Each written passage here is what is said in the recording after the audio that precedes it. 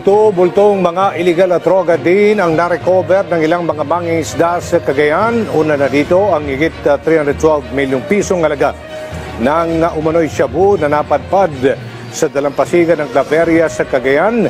Ang mga ito ay nakapak sa 50 gold tea bags at may markings ng Chinese character.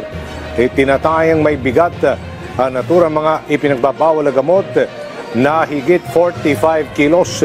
Higit 5 milyong pisong halaga naman ng ininalang shabu din ang na-recover sa Santa Pracedes sa Cagayan matapos ang tip ng isang mangingisda. Ang mga ito naman ay nakalagay sa isang team na garbage bag at nang buksan, tumambad ang transparent plastic bag na naglalaman ng posibleng bawal na gamot.